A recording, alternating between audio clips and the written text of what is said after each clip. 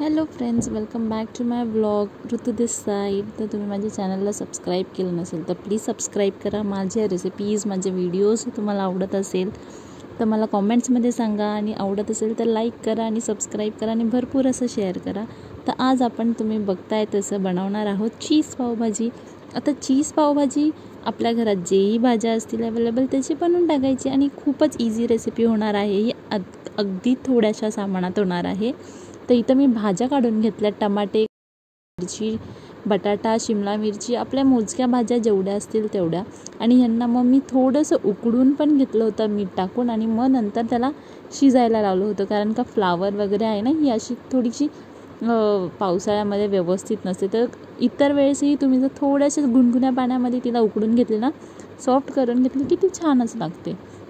मग असं मी मीठ टाकलं, आणि हळद, लाल तिखट, धने पावडर, गरम मसाला आणि तिखट मिरची पावडर असं आपण टाकलेलं आहे. आणि माझ्याकडे बीटरूट नव्हतं म्हणून मी थोडंसं फूड कलर ॲड करणार आहे. तर त्याच्याने कसं थोडासा कलर येईल म्हणून, कारण का नॅचरल कलरसाठी माझ्याकडे बीटरूट नव्हता. तो म्हणून जर बीटरूट असतं तर मग आपल्याला कलर टाकायची काही गरज नाही. असं चिमूटभर फूड कलर टाकायचा आणि मस्त त्याला एक 15-20 मिनटं आपल्या पावभाजीच्या कुकरला शिटी येऊन द्यायची. आणि मग आपली भाजी ऑलमोस्ट रेडी झालेलीच असते, फक्त तडका द्यायचं असतं. तर थोड्या ज्या भाज्या अशा स्मॅश झालेल्या नसतात तर तुम्ही हलकीसे त्याला स्मॅशरनी स्मॅश करून घ्यायचे. तर पण तुम्ही बघताय की ऑलमोस्ट भाज्या सगळ्या मस्त शिजलेल्या आहेत. आणि हलकंसं त्याला स्मॅश करून घ्यायचं आणि मग झालं, आपली घरची पावभाजी आहे. तर तुम्हाला बघा घरचा स्वाद येणार आहे. बाहेर आपल्याला हॉटेलमध्ये फुल भडक कलर देतात, ऑरेंजी. तर तसं नाही, आपण घरी करतो, आपण छान बनवून छान खायचं. हा कांदा थोडा कापला वरतून टाकायला, मग कढई घेतली आणि फोडणीसाठी मी त्यामध्ये थोडा बटर टाकणार आहे. तुम्हाला लागलं तर तुम्ही तेलही टाकू शकता. आणि मग त्याच्यानंतर मी कांदा ह्याच्यात भाजून घेणार आहे मस्त असा. थोडंसं हलकासा त्याला गोल्डन करायचा, म्हणजे तो कच्चा राहिला की दाताखाली येतो, आणि गोल्डन जरासा केला की तो कच्चा लागत नाही आणि छान अशी ते एकजीव होऊन जातो. आणि बारके पोरंही आपल्या आवर्जून खातात, नाही तर लहान पोरांचं असतं भाज्या नको, हे नको, तर ही बेस्ट आहे.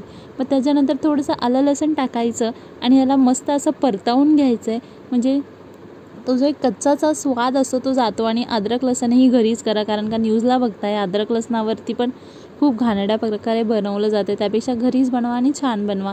मग थोडीशी हिंग आणि परत थोडेसे मसाले टाकायचे, आपली आमचूर पावडर आणि चाट मसाला फोडणीच्या वेळेस टाकायचा, आणि जो मी टाकलेला आहे छानपैकी असा.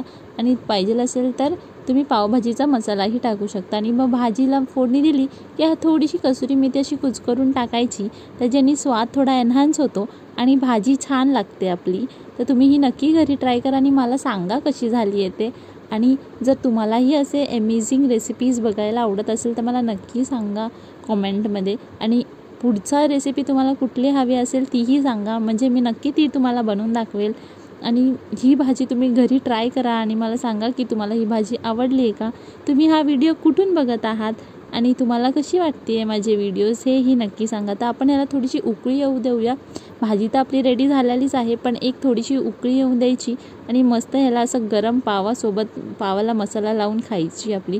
खूप छान आणि खूप अप्रतिम लागते. वरतून थोडासा चीज किसला, साईडला थोडंसं सॅलड, माझ्याकडे ग्रीन चटणी होती आपली घरगुती, पुदिना धने पावडर त्याची, आणि तीही मी थोडीशी दिलेली आहे आणि खूप मस्त लागते. हे सॅलडवर पण थोडीशी टाकली आहे चटणी, आणि पावालाही मी थोडासा मसाला लावून बटरमध्ये फ्राय केलेला आहे.